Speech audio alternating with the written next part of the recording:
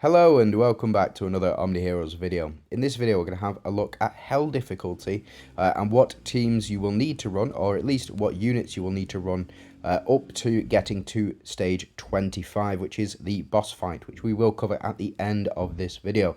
First things first, what I will be doing, I won't be going through each individual stage, so I won't be going to 1, 2, 3, 4, 5. I'll just be going from 5 to 10 to 15 to 20 to 25 in this particular video, and then the format will continue in the next video, 30, 35, etc, etc. Now, there are a couple of reasons for that, but there are only 6 days left for me currently. So I will get this out as quickly as I can for you. So over the weekend, we should have a complete hell guide for this season. Right, bear with me while I build a couple of teams and get through to hell stage 5.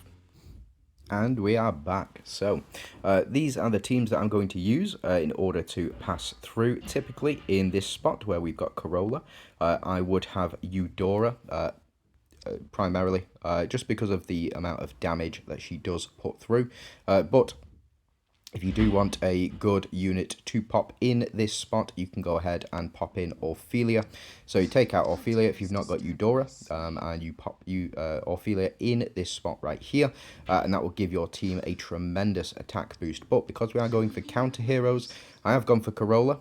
The reason for that is because she has the chance to double the number of buffs that are placed on our team here with her exclusive runes, and that's primarily the reason for it. There isn't much choice out of these two, so decided to go with Corolla specifically.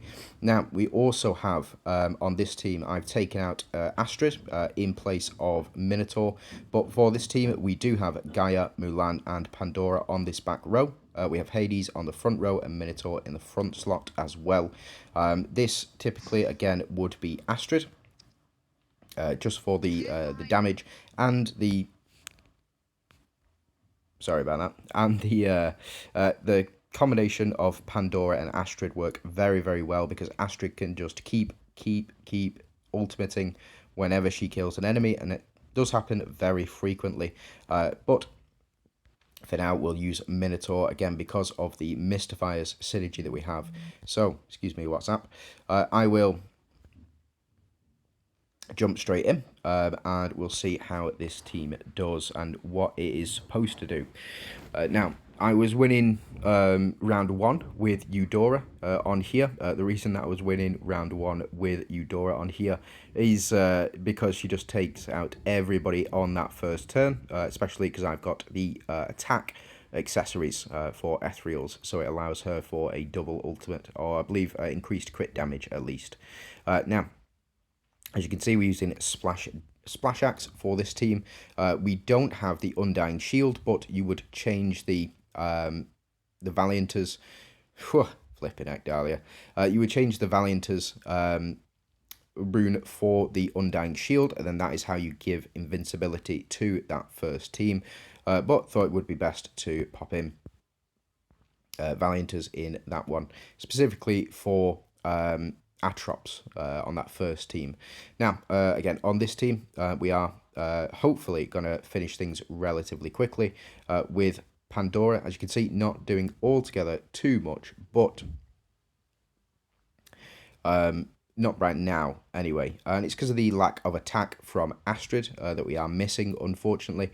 But we're getting through them very, very quickly. As you can see, Hades has stolen one of the units already, and we're going to take out Katrina in this next upkeep, or the next round upkeep as well. Hopefully, Minotaur will do what he needs to do. We'll see. We'll see about that. He's not very quick, but that is the way to counter this particular strategy, or this particular enemy, is that, yeah, close, but we'll see how much Pandora's doing here. That is not bad, and that's without any buffs from a Cleo or an Atrops type unit as well. It looks absolutely fantastic. Are we going to be able to finish Minotaur off as well? We are. Well done, Pandora. Did what you needed to. So that is round 5. We will move on to round 10 now. Okay, so we are up to round 10. This is the Fortitude effect. So this is effectively a double Fortitude effect, and it looks a bit different to how you would normally see Fortitude. So this enemy Persephone right here will apply Fortitude to Selene, and also this enemy Persephone right here will also apply Fortitude to the next target as well. So effectively you can have two enemies remaining, so it can be very tricky, but fortunately we've got Talinas here, who when she does attack she removes that Fortitude counter, and as well we do have Franz in this second team. So Franz will, again, both of these units are very, very slow, but they will be able to remove the Fortitude counters when we do need them to. So let's jump in. Let's see whether or not it is required for us to use these counter units in order to pass through. Again, I went for that change up, so we changed the Valiant's Relic to the Undying Shield, just for the additional protection. Now our units physically cannot die under any circumstances. Another reason that I've put Talinas in here over, say, Lachesis, is primarily because of the unstoppable effect that is applied for the first 2 rounds, because we do technically have 2 Glorians on the team. So it looks like, because we're able to dodge that attack, we are now able to take all of them out in one go before the Fortitude effect has been applied, plus the splash damage, and that has worked out very, very well for us. Able to build up all of that energy very quickly. So yeah, again, really, really, really good, strong, solid effect. Something I've not mentioned so far, Grace of Shadow is required for PvE. So if you don't have Grace of Shadow built up, I would suggest going ahead and picking that up in the shop. Well, not in the shop, but the in the Hope Tree. Now we do get Pandora with a double ultimate here, so hopefully we'll see this again on, no, enemy Persephone is what it is. Remove that holy armor, but fortunately we do have Franz, so we should see the Fortitude effect now, probably, as long as we don't burn out our enemies, which doesn't look like we're going to do. Or maybe we are.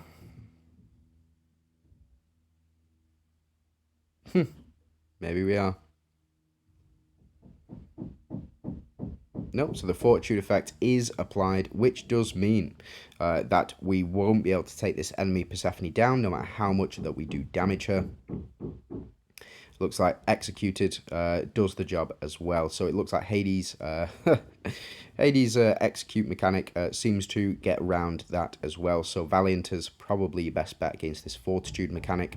Really, really good, really strong. I very much enjoy it. I believe you can also use Doris as well to counter that Fortitude effect. But I think, yeah, we've got this one sorted, especially with how much damage Pandora is doing. But Franz, very, very strong, irrespective. So let's jump into round 15. And so we've jumped into round 15. So we have in this position right here, we have changed out our previous unit to Arcdina. Again, the reason that I've gone for that is the Deviant synergy with Elisha works very well. My apologies if you can hear banging in the background. It is what it is. But again, this team should be absolutely fine considering we cannot die. So you also have in this team Talos to counter Emily as well. Both of these units very, very strong. Says not deployed, but we know that she is in this one. So yeah, again, the reason that I've got Talos is because he is a mystifier, so he works very well with Mulan, Gaia, and the corrode damage that goes along with it. Then in this team we've got Arcdina. We're not going to be reviving altogether too much, but she will increase our attack and she will decrease enemies' attack as well when she does ultimate. So very versatile unit indeed. We should hopefully be able to get through relatively quickly on this one, but we'll see. We'll see. We'll see if Dahlia does dodge an attack as well. So something to keep in mind. Now we get our attacks up as well. And because of the enemy Talinas, there are physical defense lowered and magical defense lowered as well every time we attack. But it doesn't seem to have affected us altogether too much. Dahlia doing a lot of damage here already on this Marina. So Dahlia, our primary damage dealer, but then you've also got Ra as well. So as you can see, Ra doing what she needs to, protecting the entire team. Again, because we've got Ra on the team, means we cannot lose any of our team here whatsoever. So again, very, very powerful. We do get the duel, which will take enemy Marina right out of the fray, not even getting to attack back. And then we get Ra to ultimates again. Again, really, really powerful. As long as you are building her correctly, she does have the potential to wipe out the enemy team. So we do see Atrops here. She will pump up the team, and then Ra. Oof, close. We got close on that one. Maybe she can finish things off here. Yeah, that's nice.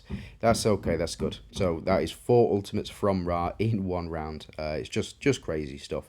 The reason for that is because of that ultimate attack. So every time we ultimate, we will ultimate twice because of the accessories that we have for her. Really, really strong, which allows for, if she does duel, to do what she needs to. And then Marina, poor Marina, just getting taken out. Marina. So she got taken out by Hades' Soul Devour effect there. So we did absorb power. We'll see how much Pandora's doing. Not altogether too much, but that coefficient should have built up. I don't think it has done, though. We do get Gaia doing double corrodes as well, and Mulan following up with basic attacks. So we should see our team take these guys out. The corrodes will get rid of this Holy Shield on the next round. So as you can see, Holy Shield has saved Talinas and saved Merlin as well, but I don't think that's going to last for altogether too much longer, but we'll see. We do get all of our relics proccing here as well. We've got Talos to do what it needs to, adding shields to the team, removing any and a triple there from Talos. That is not bad at all. How much is Hades going to do here? Not as much as I thought, to be fair. I thought Hades was going to do more, but we do get Pandora here to now increase her coefficient as much as possible. As you can see, doing lots and lots of damage to our enemies. More than enough, I would say. And then we get the burn effect, and then another one from Pandora, of course. So many ultimates all the time. Really, really strong team. So yeah, looks like Mulan to do the most work in that one with all that burn damage, and that is Hell 15 cleared. So let's move on to Hell number 20. Okay, and we are back at Hell 20. So, in this particular situation, I have gone with Merlin in order to counter the Onslaught Enchantress or Medusa. And the reason for that is because he does line up very well with Dahlia, in that they are both Dooms, and so we'll get this Doom's cracked crystal around our team here at the very start of battle. So we'll start doing reflect damage, and then in this second team, instead of Astrid, I've gone with Dullahan. Again, the reason for that is because it works very well with our Mistfire synergy. So let's jump in and let's see how the teams do, whether or not these are required. I don't think these counter units are required, particularly early stages, to say the least, or at least early stages of Hell anyway. After we pass 50, might be a little bit different. We might need to actually use these counter units, but again, it is what it is. So we will get our relics proccing here, and we do get a double trigger of this relic. Very, very good. I'm very much enjoying that, and we do have the Excalibur as well to proc at least twice, potentially even up to 3 times.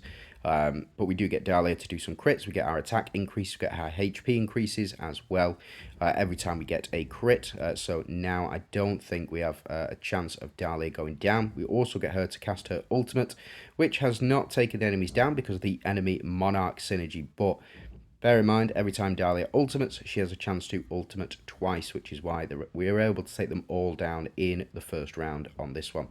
Now, Moving swiftly on to the second matchup. Again, same team as before, but instead now we have Dullahan, who does increase corrode stack limit as well, which means you can apply 10 stacks of corrode to each enemy rather than just the 5 stacks of corrode, which means that in this first round we're going to start to apply more and more stacks of corrode, which will build Gaia up, and it'll also allow for more damage to be done to these enemies as well. And we'll just see, I don't think... yeah, not enough to take him out, but we do get the shield, and we apply all those burn effects as well. So we should see... Yep, so that was absolutely spot on. We're going to take out Lily and Leah here. We do get the attack increase, so when Dullahan does what he needs to do in this next round, we should see that attack... Yep, that attack increase disappear like there is no tomorrow, and we get all of those attack downs, we get all of those corrodes applied as well. Lily and Leah down now. All of our holy shield has been removed, unfortunately, because of the celestial debuff that happens, but another attack from Dullahan, and he is just putting the work in, is he not? Oh, Dullahan, yeah. That is 5 ultimates from Dullahan. That is madness. That is 6 ultimates from Dullahan. What are you doing? That is all thanks to Pandora's passive ability. Whenever we take a unit out, the unit that killed the enemy will repeat the same action as they have been doing before. So now we'll finally move on to Hell 25. Okay, so we are back, and now we have 2 bosses to take down. The first one is the... Hatred Troll with his Rage Mushroom. Active attacks all enemies, dealing 60%. When an enemy deals a basic attack, it will lose 1% of its max HP. So we know how to beat this one. And then in this one, lose 1 HP when using a basic attack. So we need to do as much backline damage as possible to this boss. The first one, effectively, the way that you beat this boss, you remove these minions as quickly as possible. And then if you do get to round 10, this boss will also lose an additional 40% of his HP. So the way that this works is in, rounds 2, 3, whenever you can take these enemies down with your basic attacks, then you will effectively remove 40% of this boss's HP. He then revives. It is this one here. Yep, from round 10 onwards, all allies receive max HP revival effects, reviving any defeated allies to max HP. So he gets all of his minions back on round 10. You then take these minions out, and you reduce the boss's HP down to around 20%, or should be around 10% if you are doing it correctly. And then you should be able to pull a victory out from round 14 onwards if you are struggling with this boss. Now, this one is a little bit different. It is increased the resistance by 100% and crit resistance rate by 100%. So you're not doing altogether too much crits, but after receiving 5 instances of active skill damage, counts for the basic attack. Again, it's all about doing as many hits to this boss as possible. So let me go ahead, build some teams, and then we'll jump straight into it. Okay, and we are back. So I am going to keep basically the same team setup. Instead of using Eudora in this particular build, I have gone for Ophelia. I think that potentially you can switch these 2 teams around. So you can have this first team against this second team, and then this first team here to go against the Hatred Troll. And the reason for that is because you take Ophelia out and you put Eudora in. And then you can be able to take down this Phantom Queen very, very quickly. But we should be absolutely fine with these teams. It might take a little bit longer on this second one because we do need to do as much damage to this Phantom Queen as possible. The way that we do that is through burn, and the way that we do that is through corrode.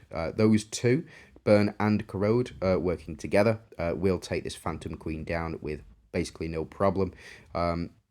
And then this one, we just need to take out the Rage Mushrooms, which is why I've taken out our Ethereal's attack increase and added in, after triggering dodge, retaliates with a basic attack during battle. So hopefully, something else to take note of as well, Mulan is very good against this particular boss, because every time she does one of her follow-up attacks, it counts as a basic attack.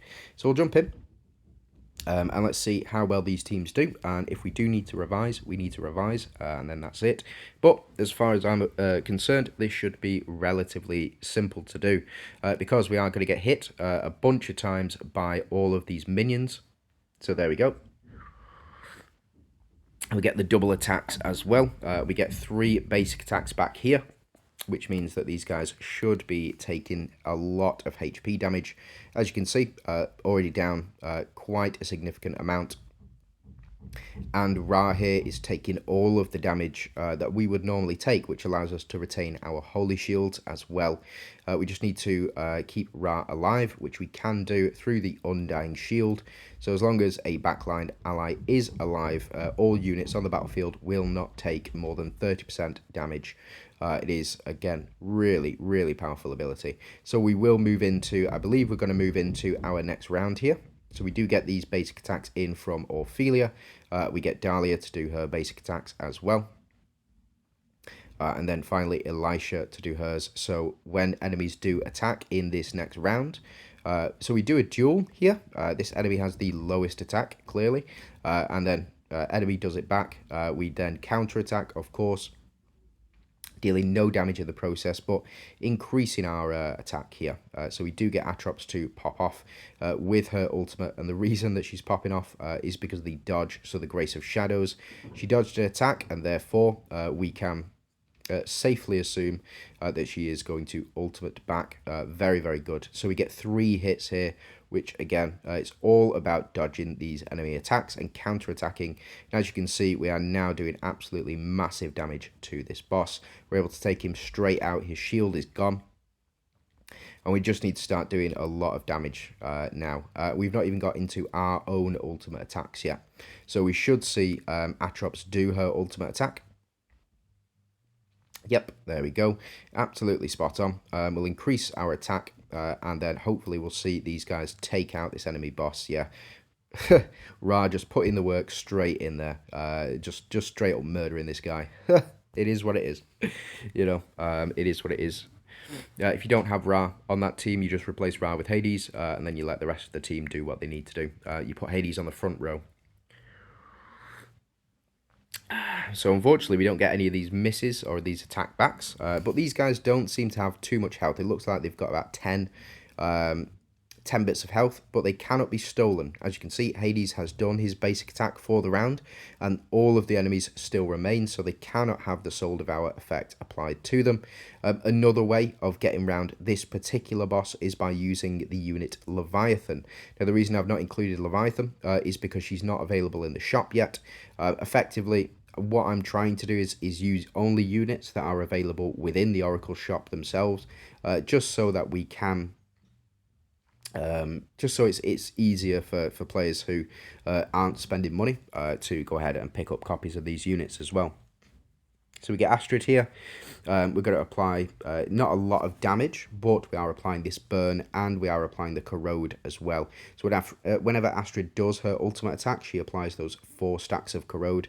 And just something to keep in mind, this Sinful Bam increases the corrode stack limit by 20. So we do have up to 25 stacks of corrode, which is why we're able to apply more than 12 stacks to these enemies.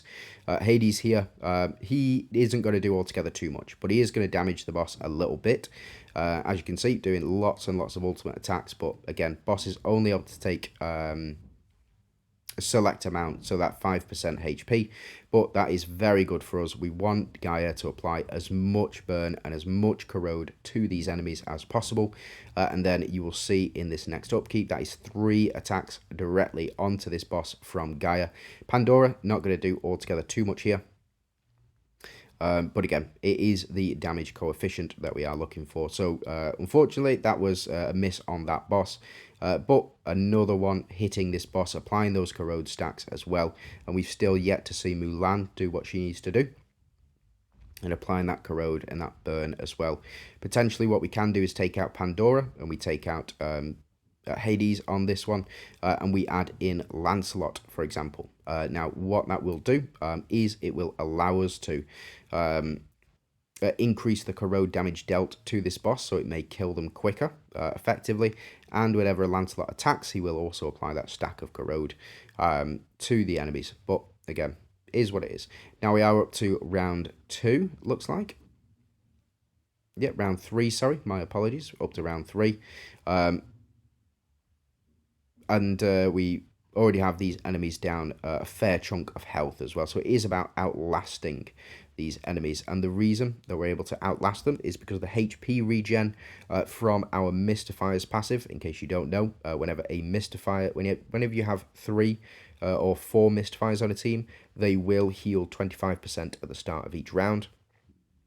All allies will heal 25% at the start of each round, which is why it's really, really important for us to keep applying this corrode to build up Gaia, but also, that we keep our HP very, very high against this particular boss, because she does a lot of damage. And as you can see, we are doing reasonable amounts of damage to this boss. I don't think it's going to be enough, though, but we'll see. We'll see. I don't think this is going to be enough. It may just spiral out of control later on. But we'll see. So we are up to round 5, and these guys have lost half their health. So I suspect at round 10, we should... Whew, that was a big hit. That was a big hit. Again, boss is only able to lose 5% of her HP. But we are doing tremendous amounts of damage. As you can see, loads of damage done, but no actual damage got through. Not really, anyway. And we are able to build up and build up and build up as well. So we'll see. We'll see. Hades here to do what he needs to. And Ultimate, and then Pandora again. I think Pandora is actually the wrong choice for this particular boss, or at least these particular bosses anyway, because as you can see, Pandora not able to do what she needs to do. Now boss is up to 25 stacks of corrode. It's very good for us. It looks like the boss is up to the full amount of burn possible as well.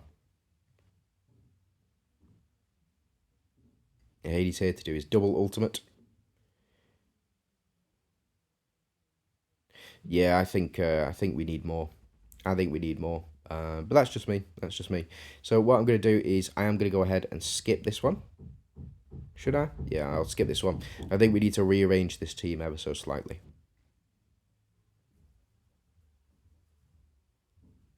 Yeah, not able to defeat that boss with that team setup. So bear with me. Okay, so this is the team setup that I'm going to try this time round. So we will see. We'll get a victory here, round 2, of course. And then on this one, might be a little bit more difficult, but I have gone with full Mystifiers on this team. Not changed any of the artifacts or relics. We just want to do as much corrode damage as we possibly can. Dull Hand on here will also allow for us to increase the amount of corrode damage. Increase the corrode stack limit all the way up to that max of 30, and then we've got Lancelot in here for the additional 200% corrode damage. So let me go ahead. What I'll do, because we are... Where have you got to?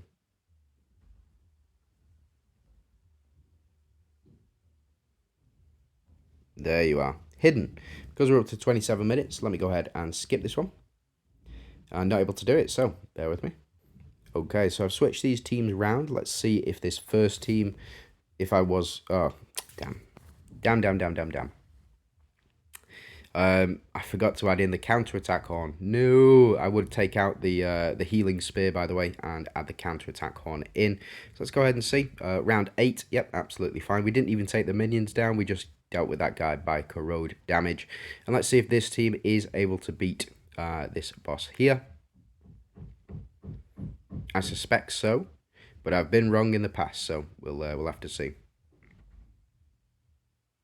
So we get Ra to protect us with this one. HP up. We're doing reasonable amounts of damage at the moment, but we'll see. We'll see. We should hopefully start getting our crit rate up as well with this this double ultimate or double crit. Do we get the third? No, we don't. Unfortunate, but is what it is.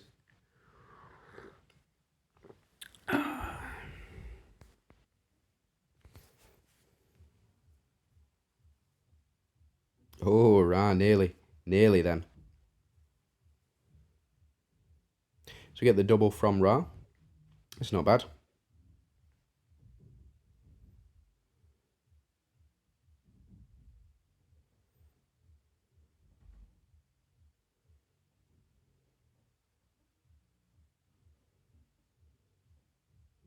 Then we get a heal from Persephone. Not Persephone, from Atrops. No double ultimate, unfortunately, but is what it is. We'll see how much Ra is doing. Nothing to these guys, of course. It's just wasted. Absolutely just wasted. How much is Ophelia going to do? Respectable. Plus the splash damage as well. I think is really going to help out. We can get that double damage on this boss.